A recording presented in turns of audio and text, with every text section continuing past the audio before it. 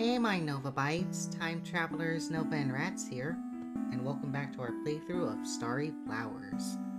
Last we left off at chapter 5, and I really hope I can finish this in this one sitting, because I have some other games I would like to play, and I want to get this one out of the way if possible. Periwinkle wakes up in his bed the next morning alone. Huh? P- Pastile? No response. No evidence of him either. None of his clothes laying about, no blankets out of place. I'm wearing pajamas, though I don't remember changing into them. In fact, I don't remember coming home at all. Did I fall asleep then? I vaguely remember being carried, but... He pauses, and then suddenly throws the covers off himself and leaps from bed. He truly isn't here? And he changed my clothes. Was I conscious for that? I... I... I fell asleep before we could screw. Periwinkle paces around his room, desperately running through the events of the previous night. We were on our way here. We stopped to rest, but it was so comfortable that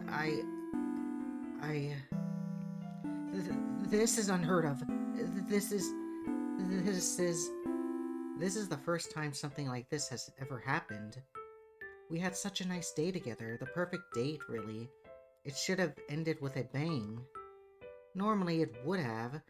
We both very much wanted it to. So how could I have let myself fall asleep like that? No, there's no need to panic. I simply lost track of time. We've been walking around all day. Of course I would be worn out by the end of it. I should have accounted for that. A simple mistake. One that completely nullified all the tension I had so gradually built up. Have I gotten lost in the performance then? The romantic flourish meant only to heighten the intensity of the passionate night to come. It's roleplay. Pretend. The only thing genuine about it is the lust that it makes. For me to have reached a point of satisfaction before the intended finale would mean it was just a legitimate romantic date. Periwinkle stops in his tracks. He turns back toward his bed and crawls under the covers, wrapping himself up in them. Have I ever had one of those before?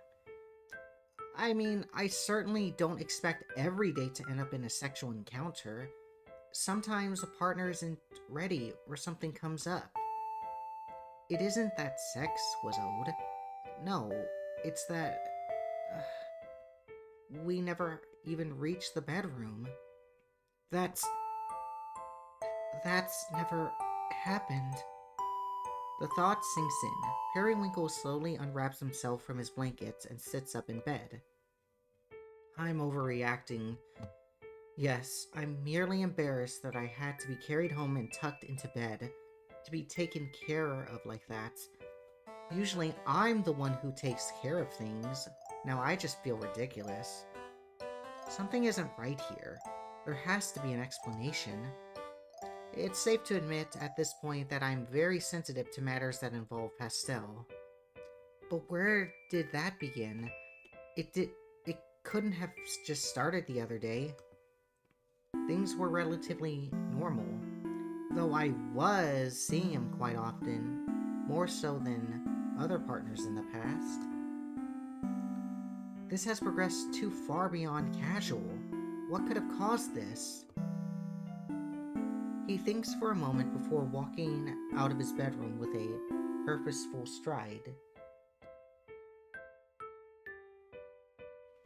Going immediately to the bookcase, he tosses a few things aside and pulls down a box of his favorite perfumes. He then carefully extracts the bottle filled with pale pink liquid. You.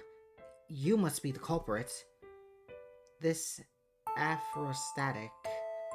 No, love potion. I still can't pronounce that word. I wanted to see Pastile's reaction when I called it that. An inconsequential little joke.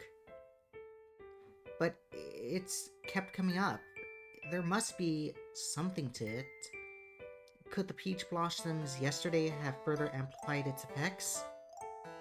Yes, it all makes sense now.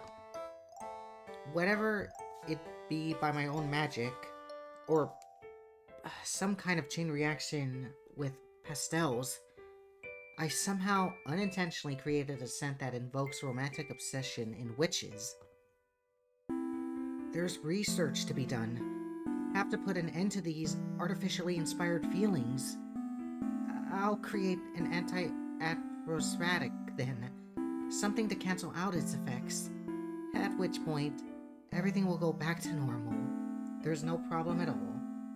I guess you never had the experience of a romantic true relationship, Periwinkle. There's no problem at all. Convinced by his new theory, Periwinkle dresses himself and heads out to find a solution.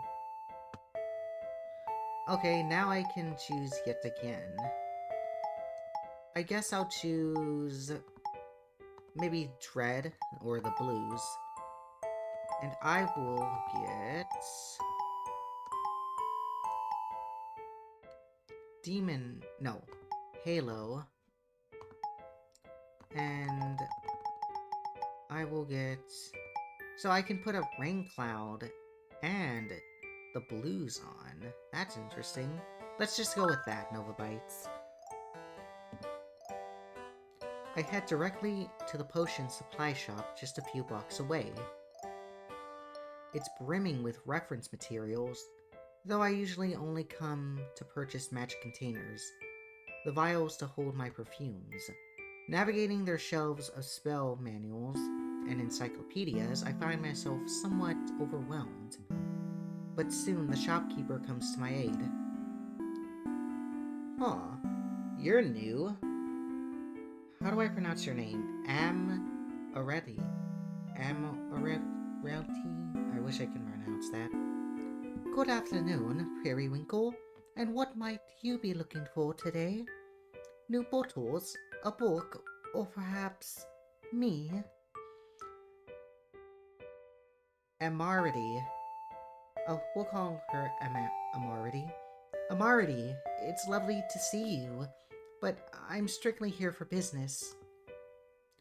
Playing the professional today, I see. Your loss. Few witches have ever come close to my level of flirty energy, but Amarity is one of them. We may have fooled around at a party once or twice, but who's to say? As much as our company would be a welcome distraction, I'm afraid removing my self-inflicted curse takes priority. There is actually something you can help me with. But first, would you happen to know anything about aphrodisiacs? Ah, aphrodisiacs. Magic that sways the heart, stimulates the libido. They do end up being classified as dark magic because of the manipulative aspects, but a few popular spellbooks happen to contain instructions for consensual usage. Is that what you'd be looking for? Yes, rather, assuming those books also contain instructions for canceling the effects. Huh. Did something go wrong in the bedroom? You can tell me. Nothing to get embarrassed about. No, it's much more complicated than that. Which spellbooks did you say I could find this information in? I'd like to look through them if possible. You're lying to me, aren't you? You just want to learn these spells to spice things up in the bedroom. Not everything is related to sex, Amarity. Love, then? No, you aren't the type. Come on, why won't you just tell me? I can't help you if you won't give me any details. All I want to know is whether or not aphrostatic-induced feelings of romantic love can be nullified. The details aren't important. So it is love. Hum. Hum. Why does she insist on wasting my time? A large resounding thud from down the aisle startles both Amarity and Periwinkle. The pair turns to see a much shorter witch standing there fuming. If I have to listen to you two ignominious babble for another second, I'm going to lose it. There was another customer here? How long have they been listening? First off, stop conflating atmospherics and love potions. They're entirely separate categories. A witch who sells potion supplies should at least know that much. You sell a whole book about it right here. She gestures to the thick tome she had slammed onto the floor at the beginning of her outburst. So that's the one I was thinking of. You'd find everything you need to know about canceling your love spell in there, Periwinkle. No, you won't. He won't? Because it's not a freaking love spell to begin with. I find it majorly unlikely someone's been able to pull off a spell like that, when I've been trying for literal years. Well, thank you. That certainly answers my question. Since you're familiar with these things, I must ask, if it's not a love spell, could it have been a side effect of some other type of magic? Ha, a side effect. You think it's so easy it could be tacked on just like that? Placebo effect is more like it, in which case, all you need to do is stop thinking about it and it'll go away, dumbass. Oh, really? That saves me so much trouble. Thanks for the advice. If that shopkeeper would have done her research. The angry witch shouts fade into placated mumbles as she storms out of the shop. You handled that so well. You should work in retail. Oh, so I'm the one who's in need of a new career now, after that exchange. Amartari gives a nervous laugh and steps away to return the spellbook to its proper shelf. After bidding her farewell, Periwinkle exits the store to begin his short walk home. A placebo. Of course it was just a placebo. I should have thought of it sooner. There was never any cause for alarm. This is just like before. It has nothing to do with Pastile. He just happens to be on my mind. He just happens to be the one my mind is fixating on. It's precisely as that temperamental little witch said. If I had stopped thinking about him, the problem would have resolved on its own. And so I must take a few days to focus on myself, at least until I can find a way out of this odd state I ended up in. Operation Stop Thinking About Pastile, Day 1. Let's see, the optimal distraction task would be maybe drawing or video games. I like to do those. I do like drawing, but unless you know what you're doing, Pastile, it's not very fun doing academic drawings, but I enjoy it. Work, of course. Perhaps I can begin with transforming aroma I thought of yesterday. But that idea came about during our date. I should avoid any and all memories tied to him at the moment. This may prove more difficult than I anticipated. No matter, I'll just warm up a nice gourmet scent for now. Periwinkle retrieves a few empty vials from his box of perfume supplies and readies his wand. But instead of the bright green drops he expected, what comes out is a familiar pale pink. Peach? That isn't right at all. He seals the bottle and moves on to the next. Wait, are they seriously all like pink atmos that weird word, love potions, which much to his dismay yields the same result. Okay, magic is tied to emotions. I mustn't get frustrated, I have to focus. Deep breaths, it never helps to force it. Just imagine the desired scent and he tries for a third time. And yet, peach again? This is a waste of supplies. So much for my attempt at diligence. If I can't conjure other scents, I'll have to find something else to occupy my time. Ah, housework. I can finally get some chores done around here. Your couch could use some cleaning, Periwinkle, but other than that, it looks alright in here. Nothing could possibly distract me from finishing them today. They are the distraction. Oh, that's right. I still had laundry to put away, didn't I? Periwinkle walks into his bedroom to face the pile of clothes he hasn't folded yet. Whenever I tell myself I'll get to it later, I tend to leave it for days. Same here, Periwinkle. But the single large pile he expected wasn't there. Instead, it was split into two, with one half already neatly folded. Ah, I don't remember making this much progress. No, Pastile did this, didn't he? When he came to pick me up yesterday. Curses. He's too good. I just can't touch this right now. Periwinkle covers the pile of neatly folded clothes with the rest of the unfolded ones in retaliation. There. One less reminder to worry about. Now I'm going to have to think of something else to do. So far, my attempts at forgetting about Pastile have been completely futile. But that's perfectly fine. No one said it was going to be easy. Ironically, the more you tell yourself not to think of something, the more your mind will be enticed by it. I mustn't let this consume me. I have to find a way to relax. A nice bath should help me calm my nerves. Later that evening. I'm feeling so refreshed. I could just do about anything. I should try cooking for myself tonight. Now there's a task that'll require my full attention. Periwinkle opens up the fridge for ideas.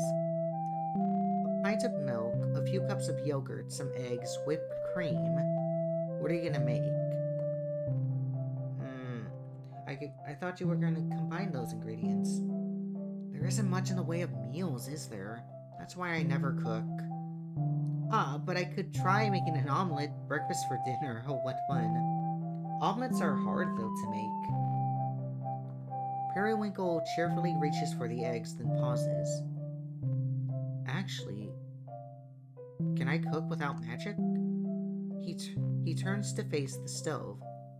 This burner is the kind you'd light with a spell. I'm far too nervous my magic is going to come out smelling like peaches again. Periwinkle slams the fridge shut. Forget cooking. What was I thinking? I'm not cut out to be a chef. Pastile, on the other hand... No. Thinking of him in this delightful domestic context is especially bad. No matter how much I want to eat his cooking now, he's obviously the type to be good at it. This is depressing. I'm already right back where I started.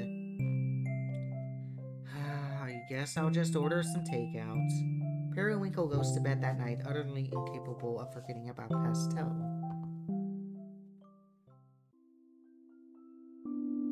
Operation Seriously Do Not Think About That Boy, Day 2. I tried working, I tried doing chores, I even tried to cook. All miserable failures. That's why today I'm taking drastic measures, complete escapism. I'm returning to my roots. I'll reread one of my favorite series. If nothing else, it should make a nice source of inspiration. Periwinkle pulls out volume 1 of a certain manga from his bookshelf. Fabric of our love. How many years has it been? The dresses were always drawn so beautifully in this series. I still think about them from time to time. It's the story of a girl who's fallen for a handsome prince. Standard fare for the type of manga I read. Her mother is a talented seamstress who designs all sorts of dazzling gowns for her to wear. And when the prince sees her in one, he becomes smitten with her. At first, she's in heaven. This is the prince of her dreams. But she soon wonders if the prince is only attracted to the dresses, the glamour, and not the poor girl underneath. Until the prince reveals, I shouldn't spoil it. The ending is so sweet. After admiring the cover art for a while, Periwinkle finally opens the book and begins to read. Ooh, this reminds me of Sailor Moon, almost. Just as lovely as I remember, such delicate line work. I wouldn't blame that prince for noticing the dresses before the girl. They really are so beautiful. Come to think of it, the way this prince is drawn. His short, fluffy hair, his gentle features, reminds me of Pastile. Periwinkle closes the book in a panic. That was dangerous. I can't risk even thinking his name. And there's even a later chapter where he's dressed in servant's clothing. There are too many parallels. Periwinkle rolls across his bed and slides the book back into its place on the shelf. This isn't fair. How can one of my most beloved series be off limits in my time of need? He scans through different titles once more before landing on a 12-volume series. I don't remember this one as clearly, but as an all-girl story, it should be safe. Periwinkle pulls the new book from his shelf and quietly immerses himself in its fictional world. Before I knew it, I finished reading all 12 volumes. The whole day had flown right by. I couldn't help but keep turning the pages. The story was so much more than I remembered. The protagonist was nothing to write home about, but her childhood friend, what a moving character arc. She's very charismatic from the start. The kind of person you think has it all figured out, but you couldn't be more wrong. Over the course of the series, she goes through so many love interests. Back in the day, I assumed it was because the author couldn't make up their mind. But reading it all at once, it must have been planned from the beginning. These doomed relationships are merely self-sabotage, a distraction from pursuing her one true love. She never realizes the obvious answer until the very end. And what an emotional finale. When she finally confesses, and the two girls share their first kiss, the fireworks. Could anything be more romantic? Her tears of happiness, finally being honest with herself and with her best friend. How lovely.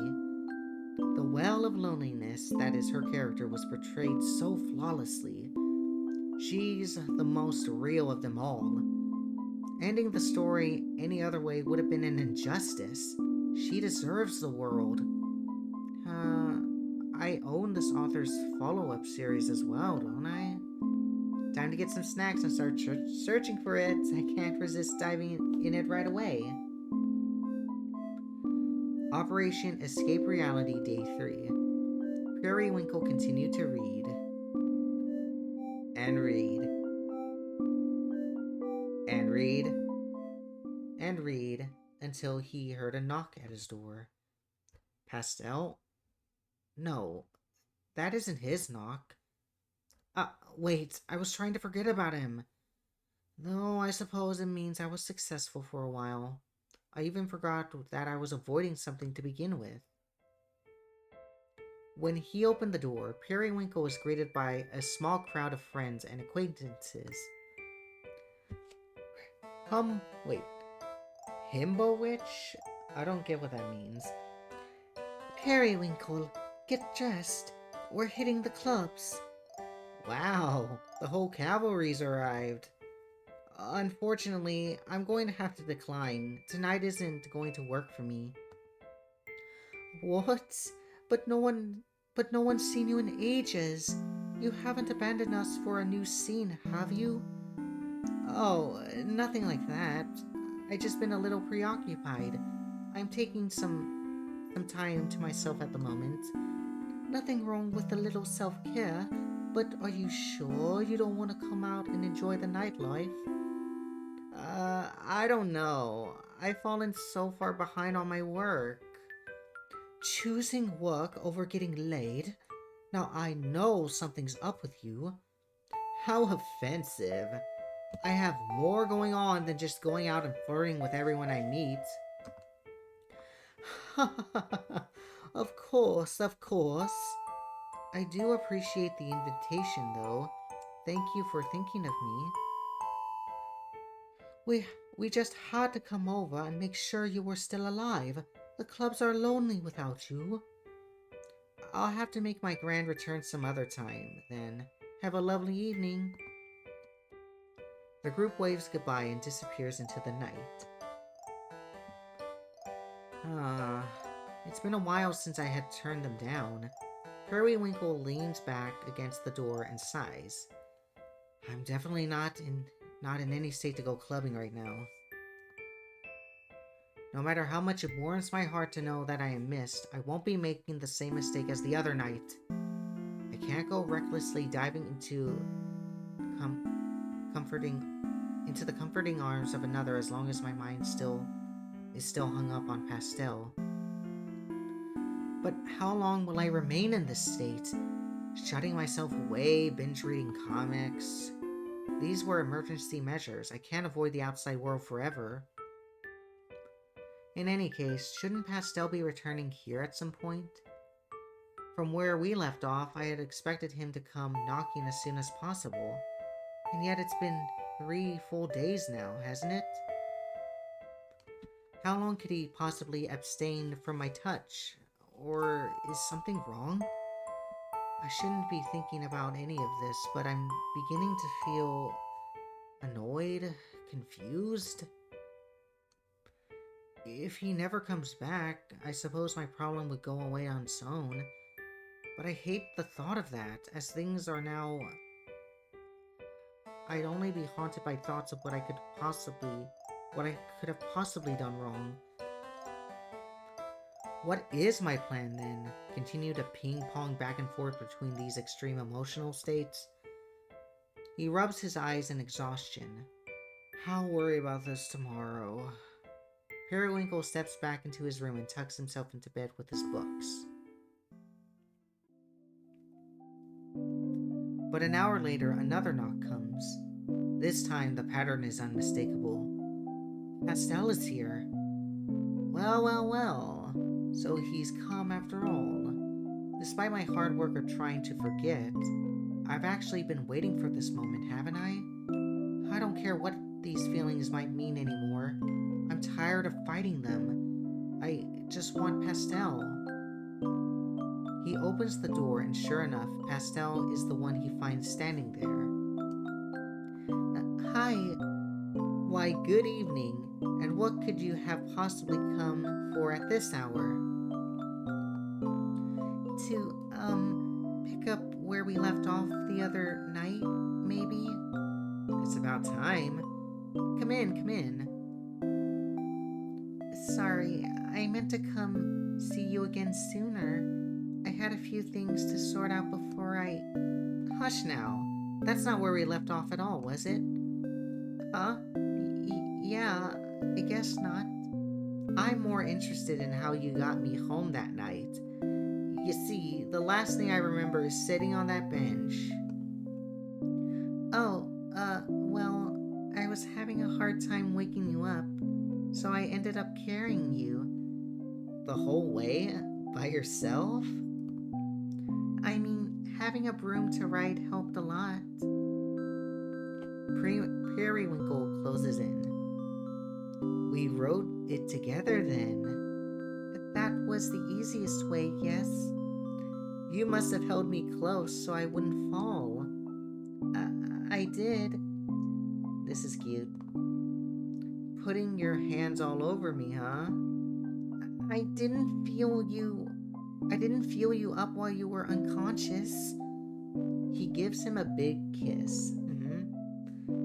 I was only kidding. But you also changed my clothes. Because I thought you would be more comfortable that way. It was an innocent gesture. I can't believe you saw my bare chest. I've already seen it. Yeah. Pastile suddenly lifts him by the wrist and hoists him over his shoulder.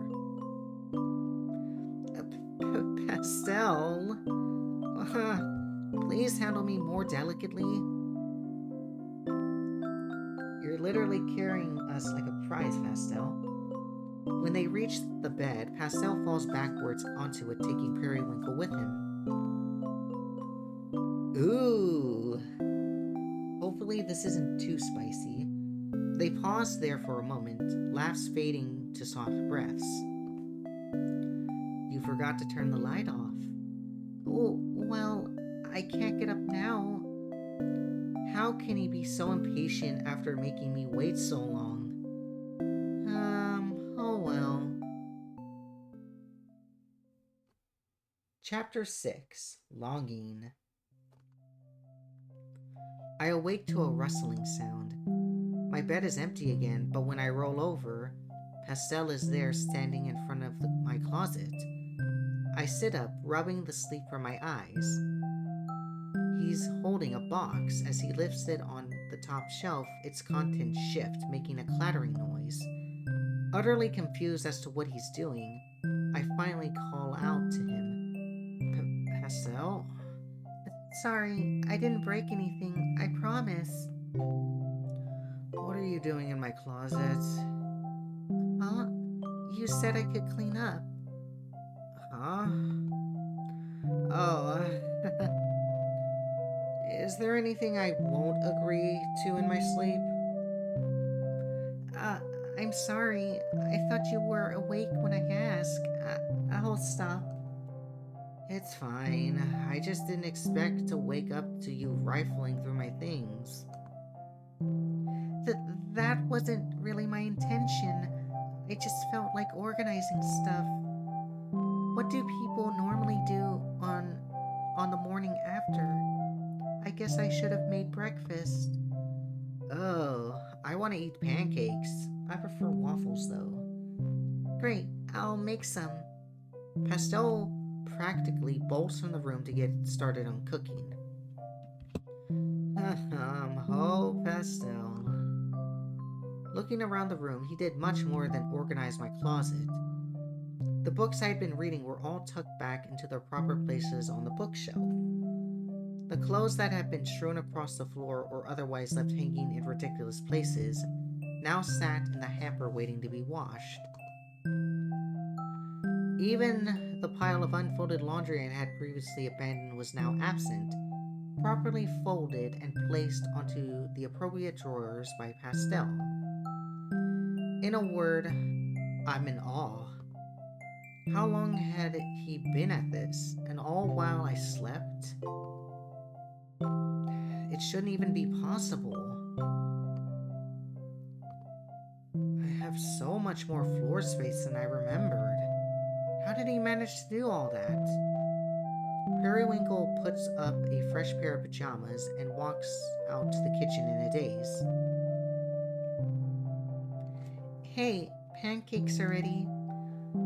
Ooh, is it too soon to say I love you? Okay, I'll forgive you. You got my favorite flavor, strawberry. Please enjoy. Periwinkle takes his seat at the table and digs in. They're delicious. Perfectly light and fluffy, the optimal amount of syrup and whipped cream. Every bite is so heavenly I could cry. I never felt so emotional over food. What has this boy done to me? I was right about him being the culinary type. I didn't think I would get to try his cooking so soon. This is a surprise attack. He even.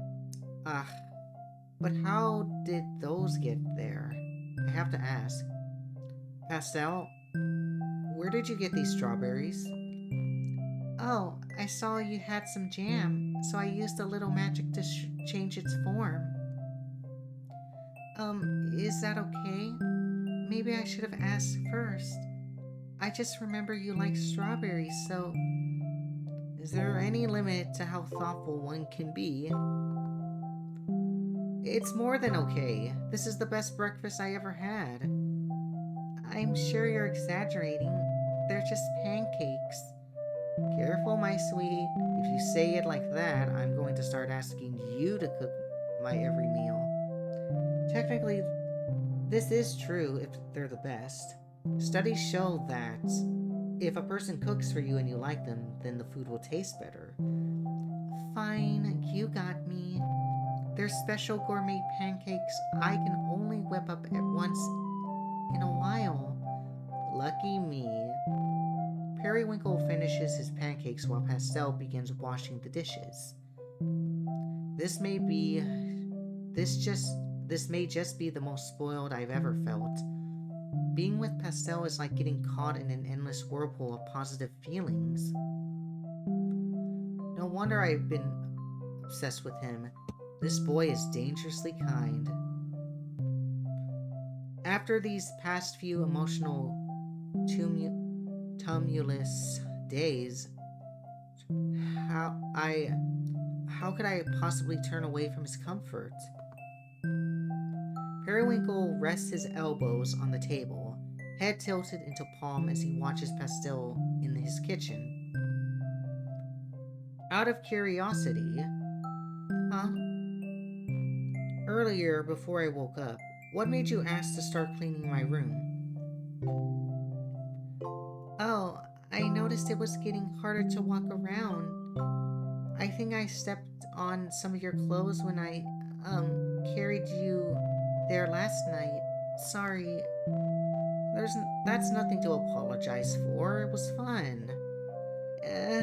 Anyway, I felt a little bad about it. So I figured if I'm going to be coming back here so often, I might as well help clean. Ah, I'm not getting ahead of myself, am I? Sorry, I didn't mean. Not at all.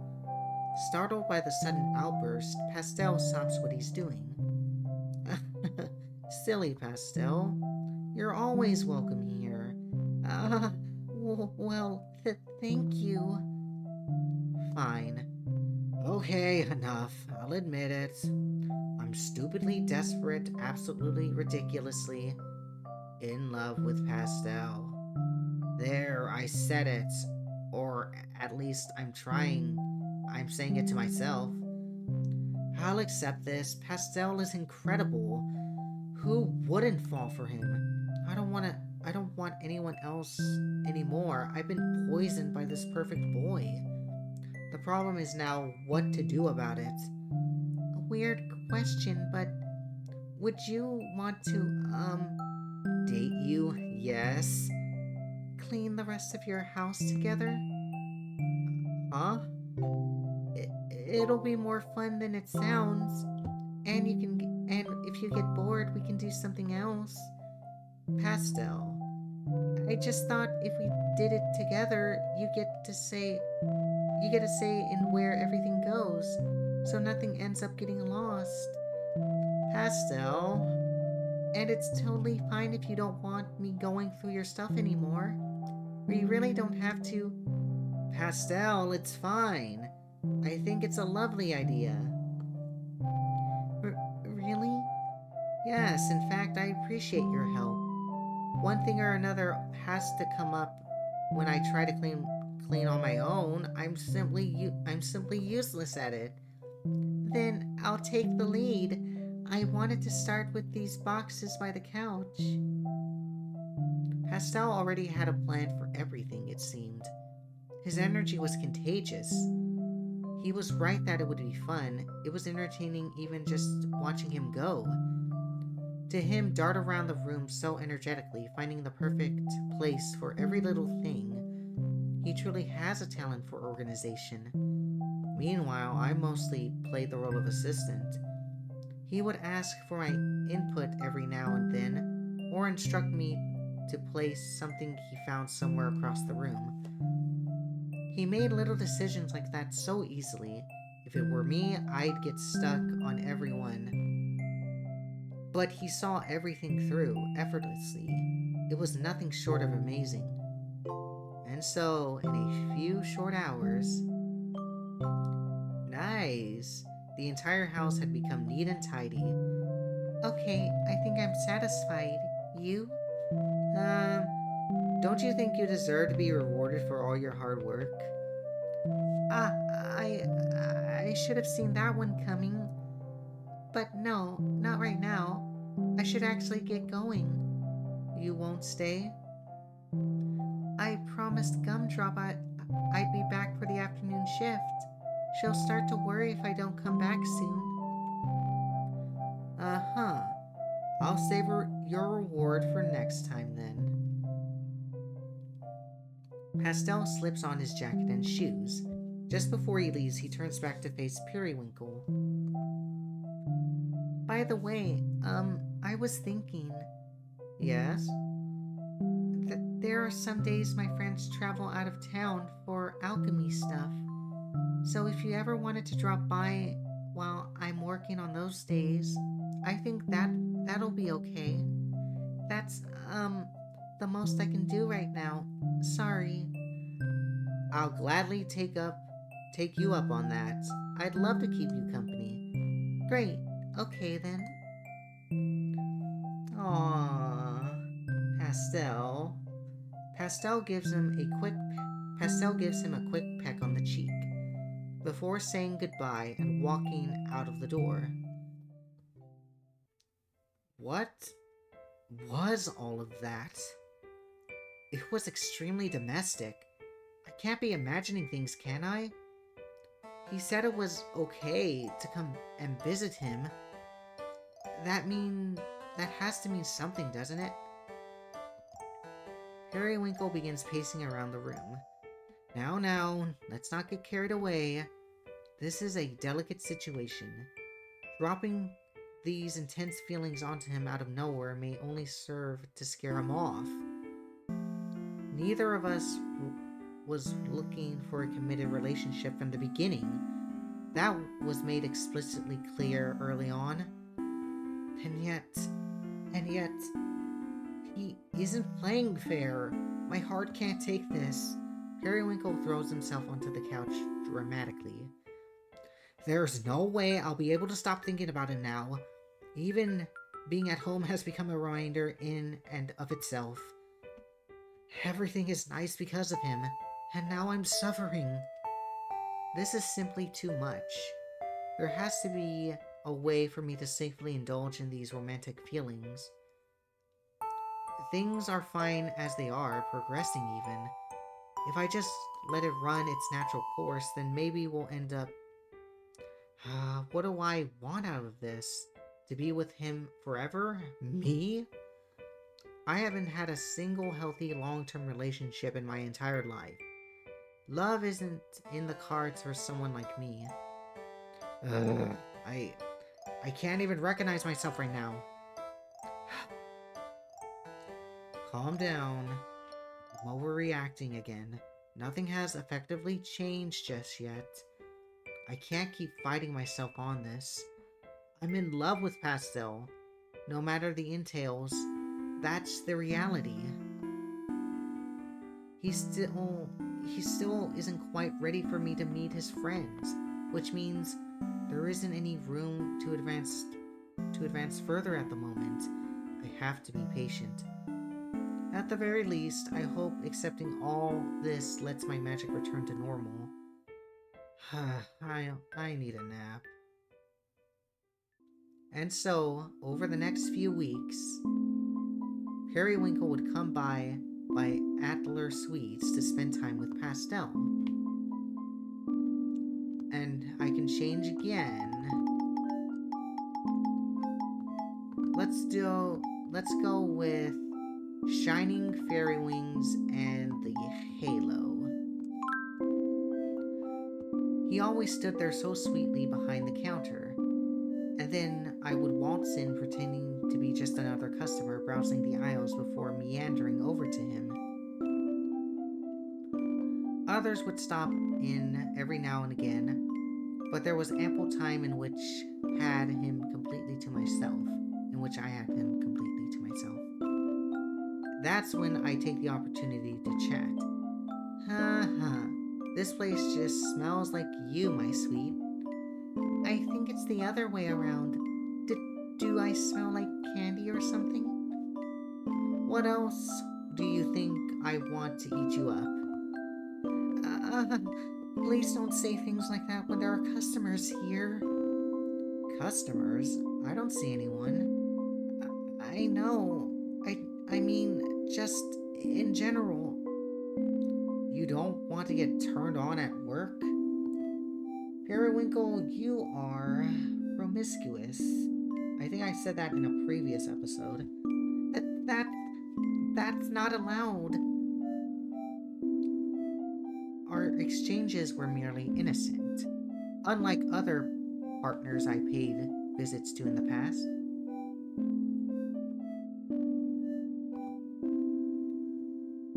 He was very adamant about not fooling around at work.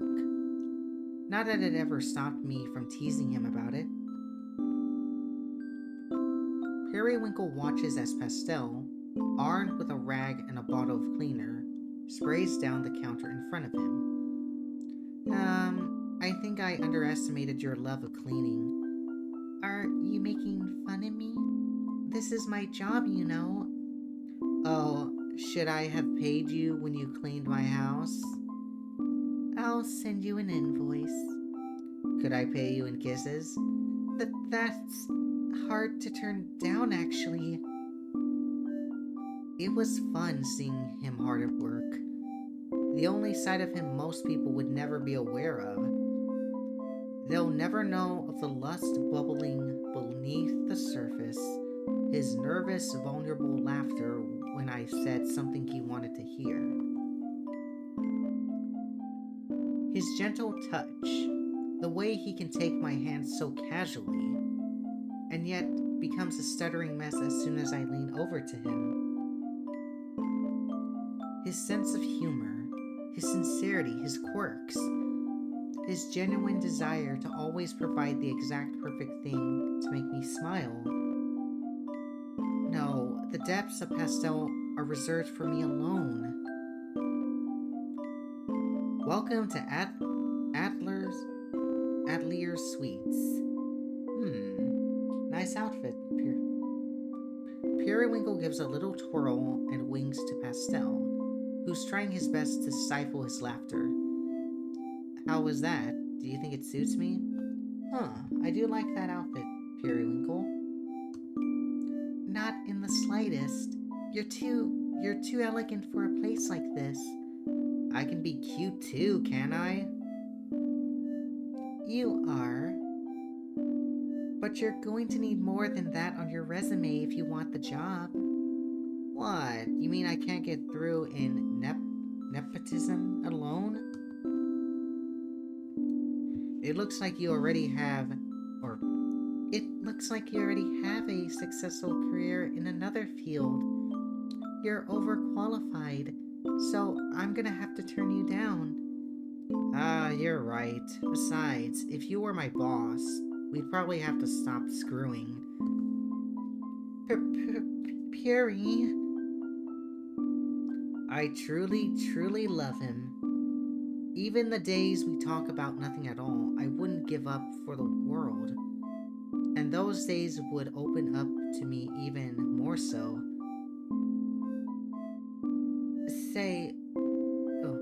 Sai can be really frustrating sometimes.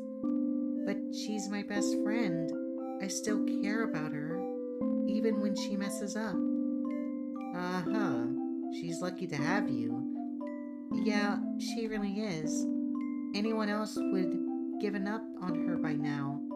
For years, she would have just locked herself in her lab, making all this candy, bragging about how cool her alchemy is compared to magic.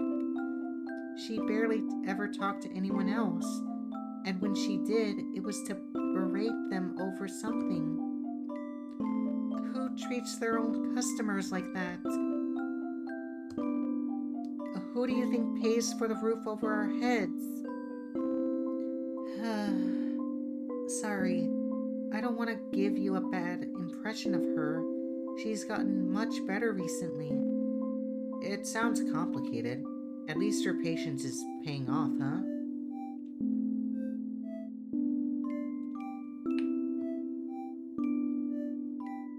Sorry, Nova Bites. I'm continuing to drink my sparkling water. Yeah, it seems like it. At one point, it was kind of up to a coin toss on whether I'd stay or go. A coin toss? How extreme. Not literally. It was more like whether or not she could prove she actually felt empathy. Anyways, it turns out she's not a complete monster, so here I am. Sorry, I'm giving you a bad impression of her, aren't I? You can just disregard everything I said. Sai is great. I believe you. She must be, if you put up with her so much. Yeah. I treasured every moment I got to spend with Pastile. Even without a label on what exactly our relationship was, I could enjoy myself all the same. In truth, I was only biding my time, but it really didn't feel like that at all. Just being near him was enough.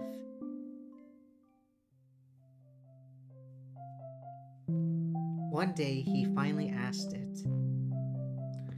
The question I'd been waiting to hear. Ooh. Do you want to meet my friends?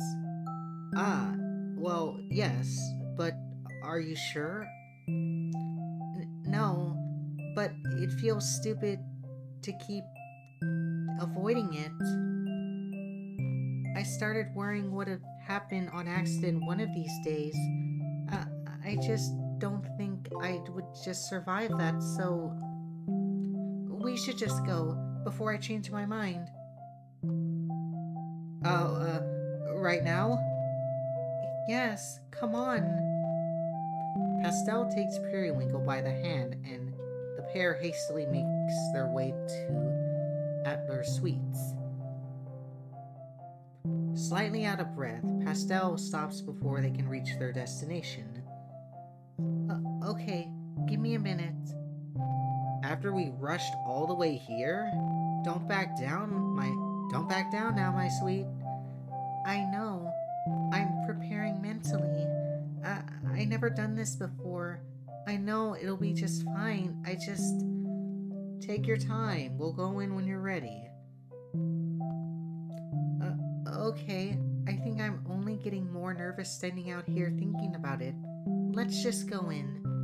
After you. The meeting itself was nothing memorable.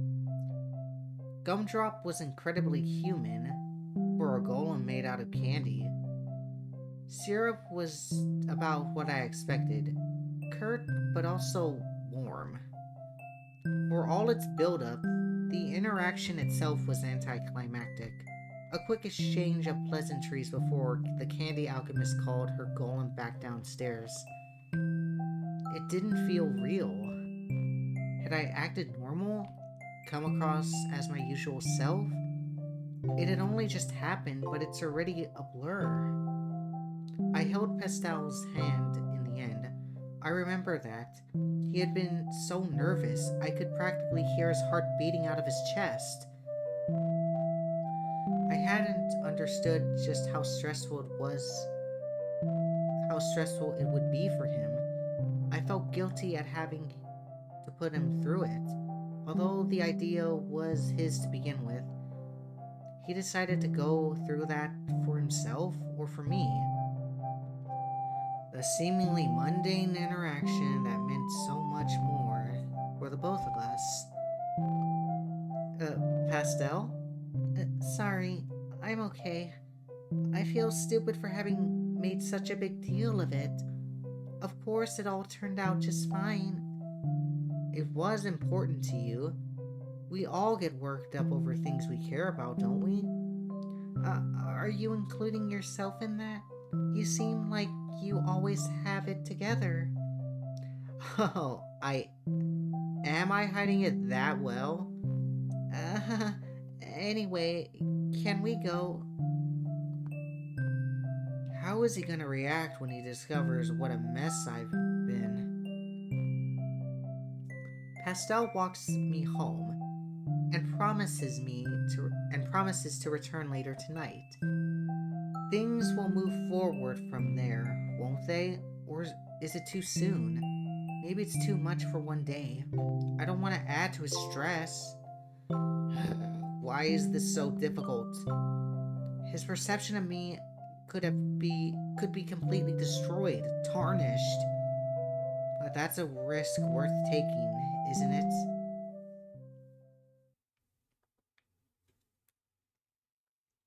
That night, Periwinkle laid on the floor in the middle of his living room and waited. I expected this night to come eventually, and yet I still don't feel any more prepared for it. Periwinkle idly taps his wand to one of the candles on the table. Still peachy. The curse is not yet lifted. Pastel finally. Pastel knocks fine. Pastel knock finally comes, and Periwinkle rises to answer. Oh, it smells nice in here. Is this your magic? You like it? It's my latest specialty. Aw, what a treat. Have you eaten yet? I can make us a special dinner. Oh, what's the occasion? Celebrating the fact nothing went horribly wrong today. I brought a few things, if I could just borrow your stove. By all means. I once again found myself in the excruciatingly domestic situation of watching Pastel prepare a meal in my kitchen. There's no way he doesn't realize it, right? That we've been acting as a couple for a long time now. It's just neither of us have bothered to address it. Shouldn't it be properly acknowledged? Pastel chats with me as he cooks, but I'm admittedly distracted by these thoughts. Perhaps putting a name to it would only cause it to unravel. Currently, there's no expectation. We're free to see whomever we like. Though it doesn't seem either of us are doing that. Pastel approaches the table where Periwinkle sits, holding a plate in each hand. Ta-da! Pasta's ready. Oh, bon appetit. It would have been better if you added some meat sauce, Pastel, but alright. Maybe he's decided we're a couple, and I'm just obsessing over formalities. What does it matter, so as long as the two of us are happy? And I really am happy. His cooking tastes wonderful. Perry, you okay? Huh? Yes? You were being so quiet, I started to worry that I messed up our dinner somehow. No, it's delicious. I was just lost in the pasta, is all. Forgive me, I didn't mean to worry you. I need to get out of my own head. Pastel is here in front of me, and I'm too distracted to savor it. Forget my doubts. We'll just have to see where the night takes us. Periwinkle takes his plate to the sink and begins to wash up. I can take care of that. Nonsense. You just cooked us dinner. It's your turn to relax, my sweet. Are you sure I can't help? I wouldn't mind at all. You can help by bringing me your plate when you're finished. Okay. Pastile does as he's told, then wanders over to the couch. Hey, if you have anyone you want to introduce me to, I'd be happy to meet them. Return the favor, sort of thing. I know it can be awkward though, so if not, that's okay too. No one comes to mind. Uh, really? Sure, I know a lot of people, but I couldn't say I'm particularly close with any one of them. This pose, Periwinkle. Except maybe one, but you already met my business partner. Oh, at the Apocrisy, right? Precisely. This game has no business being this cute, Nova Bites. Huh? What's with that look? No, nothing. I just don't know what to say now. Uh-huh. You expected someone as charismatic as me to have all sorts of new people introduce you to, then. I guess so. I'm just surprised. I, really like being around you, so I expected that to be true for your other friends too. Huh. Aww. I'd say you're probably the closest I've ever been with someone. Literally speaking. They laugh together, then fall into a comfortable silence. With their heads leaned together, Periwinkle nuzzles his face into Pastile's shoulder affectionately. After a few moments, Pastile asks, Do you want to get in bed? Nice. I think mission accomplished here, Periwinkle. For sleep or for pleasure? That's up to you. Periwinkle stands, then he turns around to take Pastile's hands. Come then. He leads him into the bedroom, closing the door behind them. When he does, Pastile speaks up again. You know, I'm still finding it hard to believe there's no one else you're close to. Two is a reasonable number. You had two friends as well, did you not? Syrup and Gumdrop. Fair point, but counting you makes three. You have me beat. Perhaps I should try harder to catch up. Periwinkle collapses into bed while Pastile sits down beside him. I think I preferred it, though keeping a healthy distance from others. Really? How come? The alternative has been disastrous in my experience. I'm far too intense. What do you mean by that? Goodness, my best example is the worst one.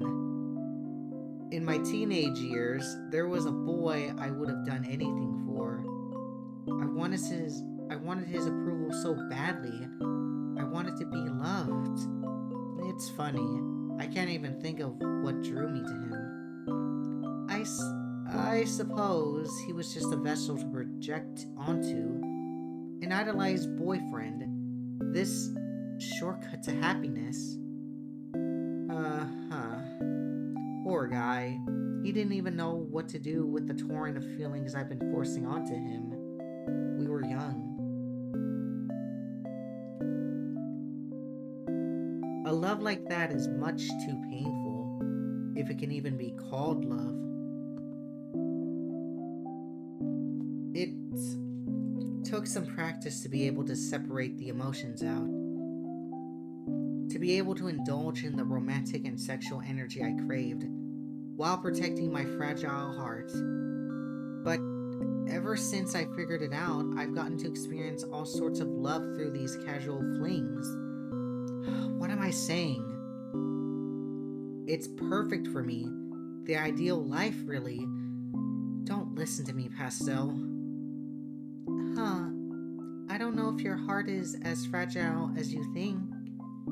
You don't believe me, despite what it seems.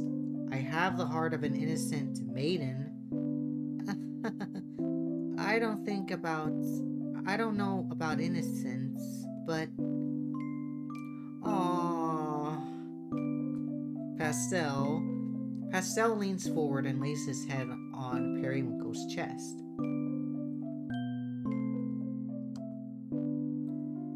Sounds pretty strong to me.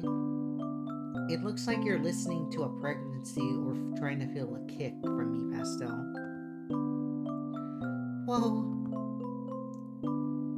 Ah, it's beating harder now. Because you suddenly embrace me. See, this is what I mean by fragile. Periwinkle struggles out from under him, and the pair sits facing each other onto the bed. You know, at first, I thought romantic stuff was just a formality for you, but you actually love it, huh? Are you only realizing that now? I guess not. What are you trying to say, Pastile? That it's okay for me to love you? That I'll be safe? Then hurry and kiss me. Okay, sorry to keep you waiting. Nice, this is what true love is. Aww. Pastile closes the distance between them. I'm too weak. The words won't come out. As they kiss, Periwinkle becomes more and more entangled in his thoughts. Oh, are you going to use the tongue? Because it looks like you are. Ah, it hurts. I want it to be even closer. Okay, now they're going at it. He lets himself fall backward, bringing Pastile down with him. This isn't nearly enough to satisfy me. Please, just please don't stop. Periwinkle's heart cried out. His jumbled emotions caught in his throat, manifesting through his hands, clinging desperately to Pastile, who continued to kiss him and hold him through the night. Chapter 7, Shooting Stars. Hold on, Nova Bites? What?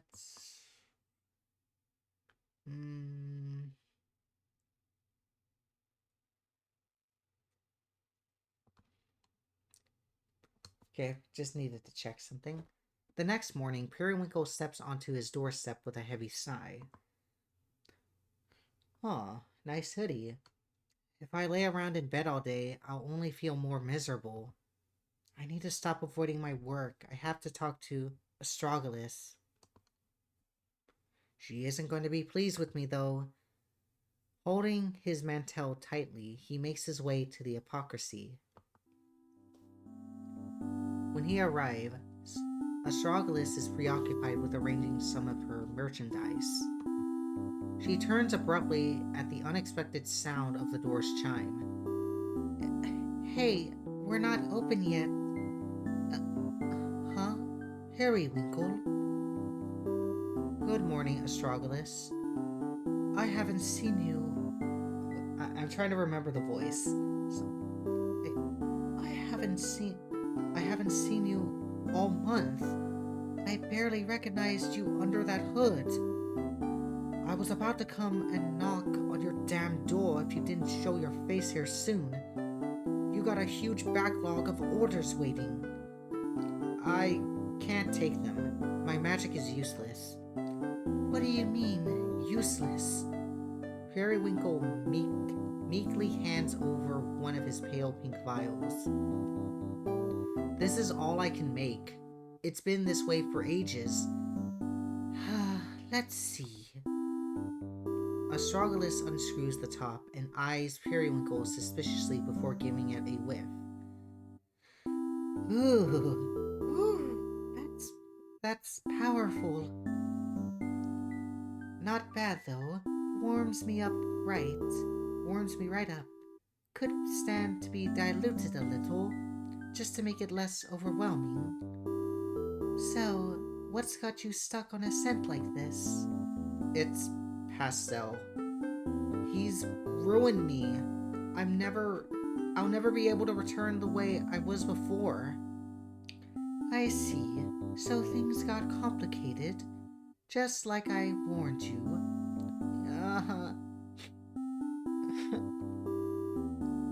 I love him so much. I think I might die. Come on, break room now. Periwinkle nods and obediently follows Astragalus into her private office. He quietly takes in his surroundings before she suddenly turns to him with a raised finger. Don't touch anything. Huh?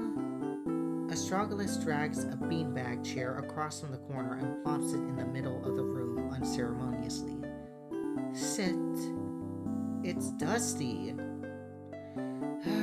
You're such a diva. She gives it a couple good smacks, beating the dust into the air instead. Now, sit. Very well. He complies. Astragalus spins her office chair around to face him.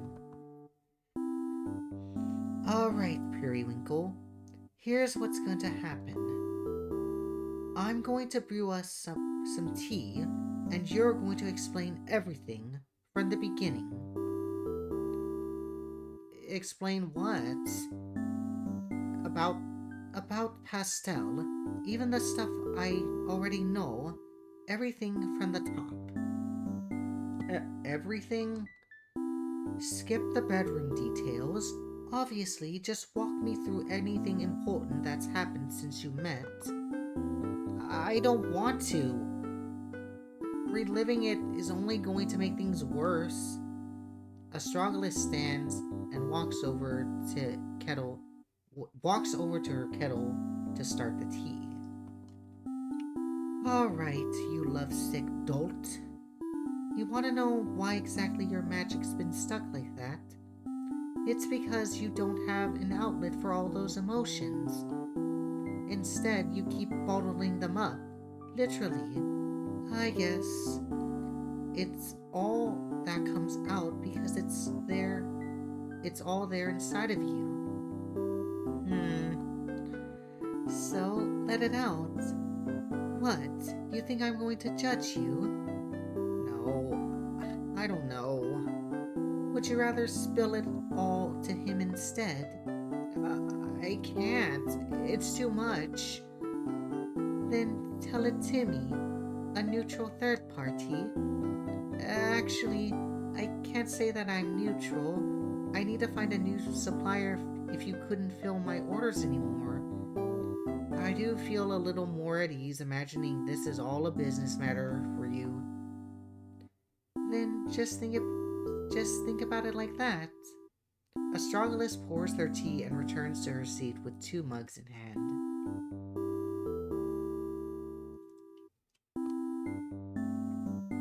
With a heavy sigh, Periwinkle finally relents and begins his story. I told her everything I could think of. My first impressions of him, how he continuously subverted my expectations, my mistakes, appearing where I shouldn't have, then going into a desperate spiral as I tried to rid myself of the guilt over it. How he was the one to come to apologize afterward. Our date that day, which was so wonderful, but which also laid bare the feelings I was too afraid to acknowledge. How I latched onto any alternative explanation I could in order to escape them. The moment I could finally admit it to myself, all the ways he changed my life for the better. How we grew closer and closer while I held those feelings tighter to my chest. I told her how he had finally worked up the courage to introduce me to his friends. How his hand trembled in mine as we walked out of the door together. This point of contention, a far-off goal I had decided would have to be met before advancing. Everything up to the state I'm in now, useless, paralyzed, and sobbing. Astragalus listened patiently through it all. She asked questions from time to time, clarifications on the time frame, certain details. Her reaffirming comments offered such comfort, such relief to this pain I kept confined to my own heart. Until finally, I had nothing left to say. Astragalus sits back in her chair and heaves a sigh. So, how are you feeling? There's a certain clarity in laying it out all at once, but I still don't know what I can do to push things forward. Could I even handle the rejection? He won't reject you. What makes you so certain? That boy is madly in love with you. Why else would he devote all that time and energy to making you happy? Because I'm great in bed, obviously. Quit deflecting. You know it's not all it is. I don't want to leave any room for doubt. If I were to confess now, and it didn't go well, I'd be destroyed beyond repair.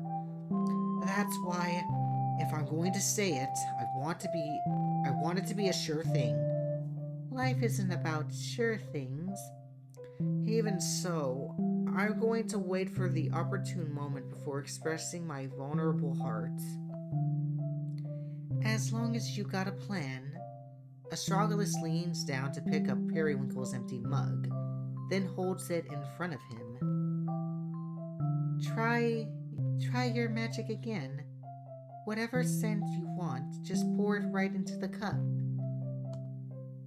Periwinkle nervously draws his wand, holds it up to the cup, then closes his eyes and taps. Is it... What? Chamomile? I don't know what that flavor is. It isn't peach. I'm cured. Yeah, dumbass. Did you forget this is an hypocrisy? It is, isn't it? Next time you got a problem with your magic, don't sit around crying about it on your own. Come straight to me and I'll fix you up. Thank you. I'm truly glad we're friends. I would be lost without you. Business associates, don't forget I have loads of orders for you right now that you're back to normal. I'll go home and fill them up right away, but first, may I hug you? Not a chance.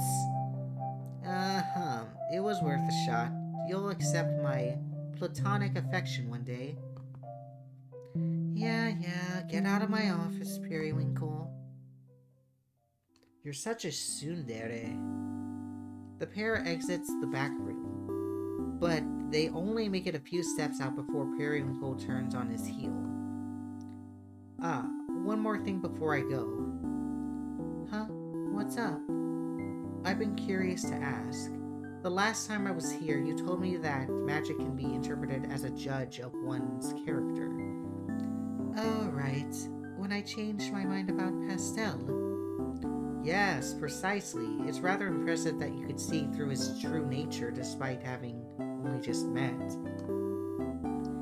Sure, but he was pretty easy to read. Don't be too impressed. Well, what? What does my magic say about me? I'm dying to know. Your magic was always lively and carefree, compassionate too, like Pastile's. How can you possibly read something like carefree from perfume? Hey, I'm just telling you the vibes I've gotten over the years.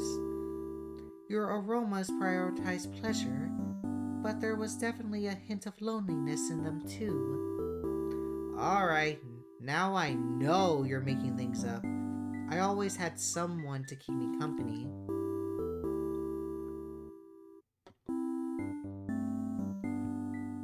Just because you always got someone around doesn't mean you can't be lonely. And I suppose someone like you would know a thing or two about loneliness, huh? I'm not lonely at all. In fact, I prefer to be alone. You, on the other hand, can't stand it for even a second. That's why you'd always run off chasing someone to fill the void. Well, that certainly isn't true. That peach stuff you gave me earlier was pure loneliness. It was crying out like, please, Pastile, never leave me. This isn't fun anymore. Forget I said anything. Sorry, couldn't resist. I suppose you're right, though. I haven't been able to tell him that in words. I can't keep holding it back. He has to know, no matter the outcome. Good luck, okay? Oh, I'm sure it'll turn out just fine. Yes, it likely will. Thank you again. I'm truly grateful for all that you've done for me. Astragalus waves him off, and Periwinkle leaves the hypocrisy with new resolve.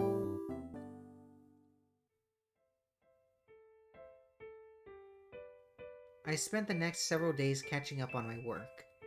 Magic truly does come so easily with a clear mind, if I only swallow my pride sooner. I completed batch after batch almost effortlessly, going down the long checklist Astragalus had given me. I haven't felt tired by the end of it, as if all this energy had been stored up inside of me all along. It was a relief to return to somewhat normacy. Thinking of Pastile no longer caused my heart to ache, at least not enough to put me in a state of total despondence. Instead, those thoughts served as motivation. The way forward was clear.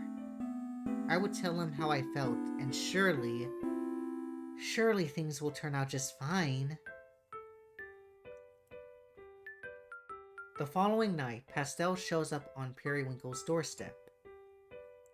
Get dressed. I want to take you somewhere.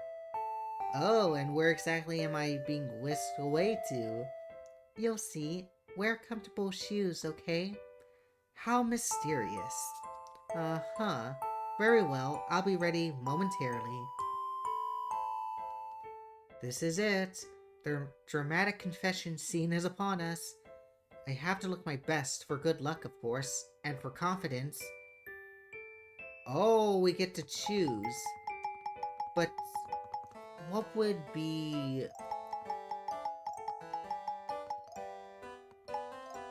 We have to get something confident. What about lovely hearts and maybe a headband and we'll get the shining for confidence. Hand in hand, the pair makes their way to the train station.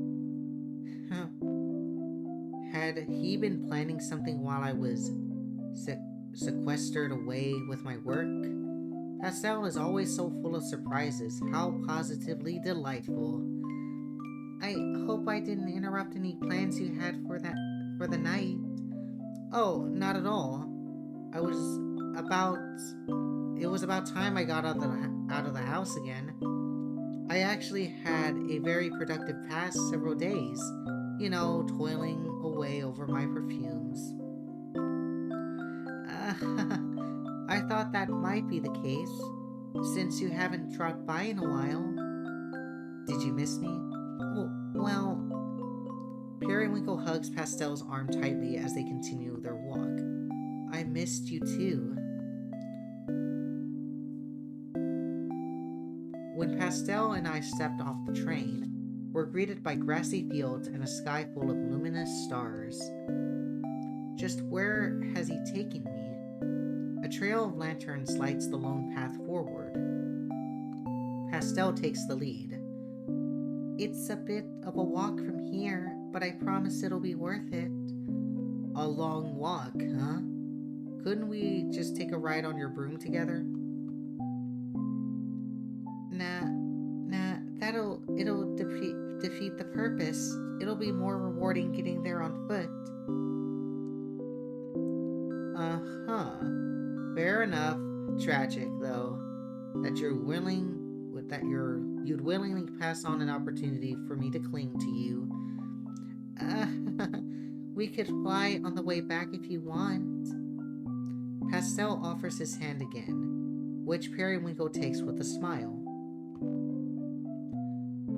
Ah, I know I say that a lot, Novabites, but I said it 1,000 times, but it's cute.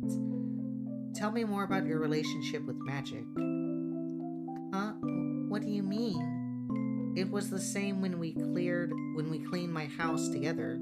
You insisted on doing things manually. Not that I minded at all, seeing you lift so many heavy things was a treat in itself. Uh, well, ever since I was young, it was clear I was, ridiculously talented, as they put it. My moms wanted me to be a traditional witch. They enrolled me in one of the top schools so I can learn from the best. It was an all girls school, though. Guess I was young enough that no one realized I was a boy. I really didn't belong there on any level, but I kept it as long as I could, just enough to keep my parents happy until I could go out and live on my own. I still don't understand exactly why, but I always felt uncomfortable using my magic. It felt like cheating, like this kind of power shouldn't come so easily. Sai thought so too. I guess that's why I latched onto her when we met.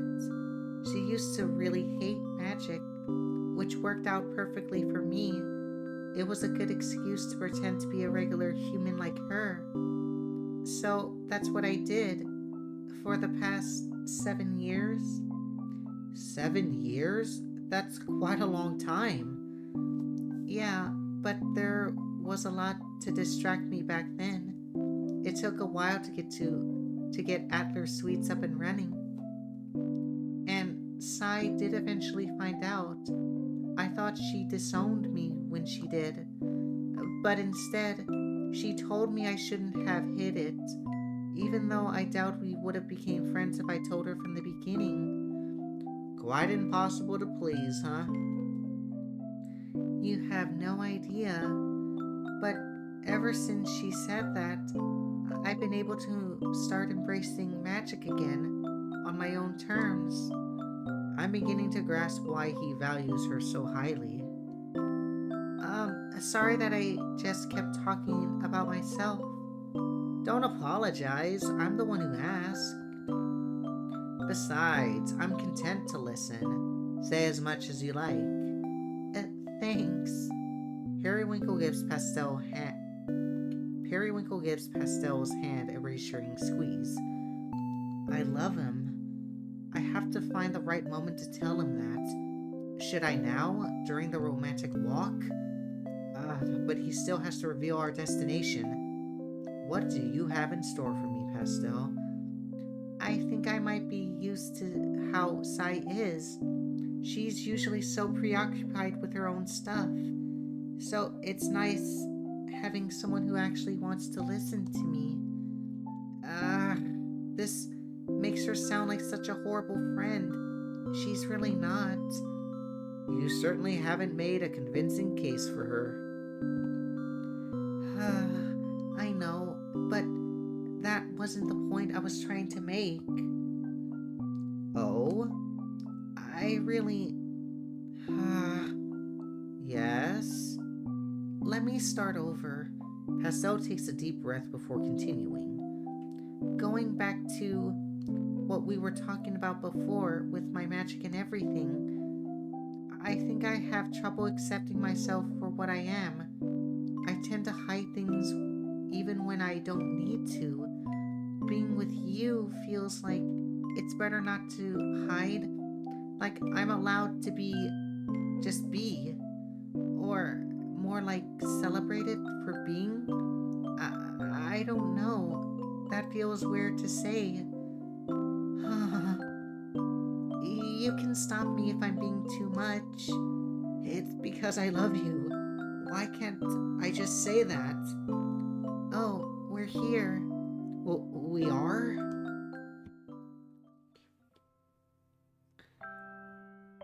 When we came up over the hill, the vastness of the night sky overwhelmed me. But more than that, the field of small blue flowers that stretched as far as the eye could see matched it so perfectly. Pastile! They're periwinkles. When I looked up where to find some, I found about this place. Apparently, it's a famous date spot. I thought you'd like to see it, so I, I, I, I shouldn't have told you I'm weak to romance, Pastile. A glint catches Periwinkle's eye, and he looks up to notice a meteor shower has begun. Ah. Oh, good. It started just in time. You planned for this too? Well, I knew this was supposed to be happening tonight, so... Pastel... More love. Oh, Periwinkle tackles Pastel to the ground, landing them in the field of flowers. This is perfect. I don't know what else to say. I'm speechless. Uh, I guess I went a little overboard. A little? This is the most romantic thing anyone's ever done for me. He buries his face in Pastel's chest, holding him close. Well, there's actually one more thing I wanted to say. I can feel Pastel's heart pounding. Where do I start? You know how Sai and Gumdrop are really important to me? I always thought that I needed to keep myself available for them and to take care of the store and everything. But in practice, that just meant I really never took any time off for myself. Like, my own needs were something I could just bury, and it would be fine because it's for their sake. I guess that's part of why I'd go out with random guys in secret, as someone just for me, totally detached from everything else. I tried having a real relationship once. It didn't work out, obviously.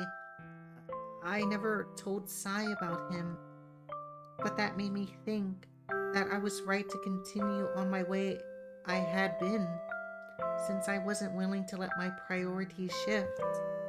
Periwinkle grabs Pastel's cloak a little tighter. Well, what are you saying? I guess, that with you, I don't mind it as much. He's going to beat me to it at this rate. I can't let that happen. Periwinkle suddenly rolls himself on top of Pastel, pinning him down. Oh, Pastel, I'm in love with you. What? What? Since when? I don't know. Maybe this whole time. I've only admitted it to myself that morning you made me pancakes. That's what it took? Why? How long have you felt this way? Since having to carry you home after spending the day together. I think that's when I first realized it. Then why didn't you say something? I've been suffering in silence this entire time. I thought you wanted to keep it casual. We saw each other almost every day. How was that casual?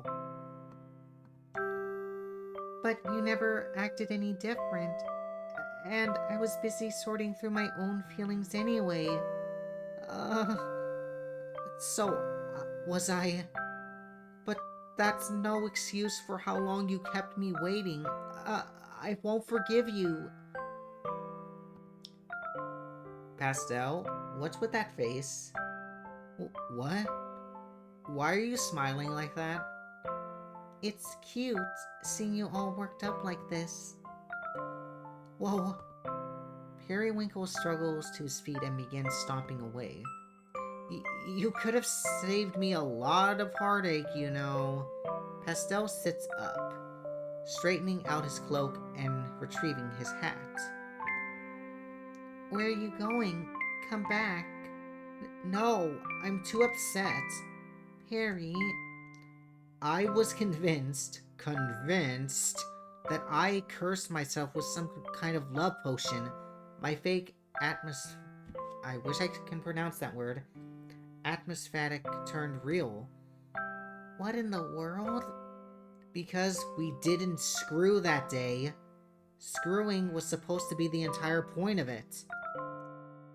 Perry, everything spiraled out of control since then. I couldn't stop thinking about you. You broke my magic. For weeks and weeks, all I could conjure was that stupid peach blossom scent. Really? Yes, until just the other day, which I spent crying in the dusty back room of the Hypocrisy, telling Astragalus all about it. After all that, everything I spent so long preparing my heart for, you have the nerve to try to confess first? I'm sorry. Don't apologize. I already said I won't forgive you. What do you want me to do then? I don't know. Fucking kiss me if you love me so much. Pastile approaches, gently raising a hand to Periwinkle's cheek, and does exactly as he's told, right on the lips. I love you. Periwinkle's heart skips a beat. I love you too. He hugs Pastile tightly, careful not to knock him over this time. It takes everything I've got to keep myself from bursting into tears. I won't ruin my makeup on this perfect date. This beautiful place that Pastile chose just for us. I can't have my memory of this perfect night obscured by tears. It looks like the meteor shower's over. Take me home. Are you still mad at me? I'm not mad at you. I never seen you like this. I don't know how else I should interpret it. I'm overwhelmed, elated, relieved, and frustrated. I want to get into bed, so that you can hold me close all night.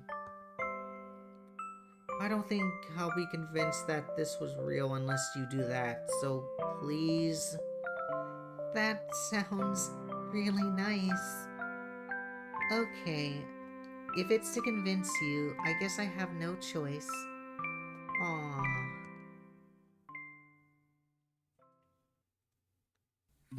You look so pretty in pink against the starry night sky. Without you my heart would sink, so I am telling you why. The world has to move, and with that we have to make do. But I don't want to do anything without you. So now you know what I think. You look so pretty in pink.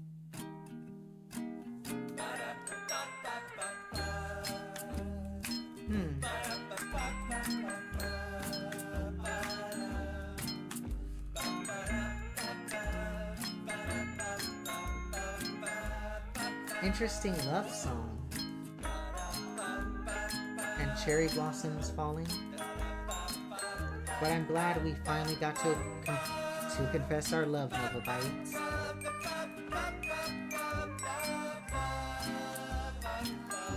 So now you know, and here we go. My love, my dear, my sweet, you look so pretty in pink. Aww. I want to use this as my thumbnail. There we go. I moved my picture. Okay, what do we have here? Thank you for reading Starry Flowers, a beautiful memoir detailing my first experience with true love. As a reward for finishing the story, you may now have access to extra scenes and bonus chapters along with my lovely image gallery. Memoir? Perry, how detailed is this? Don't worry, my sweet. I kindly skipped over all the sex scenes, so you have nothing to be embarrassed about. The stuffs leading up to those is still embarrassing. How much did you leave in? Oh, it doesn't matter. This isn't canon, merely an excuse to speak directly to the reader. I would never reveal such private details about you, such as your fetishes, without your explicit consent. Ah, ah, that's enough. End the scene. Please enjoy the bonus materials. Thanks again.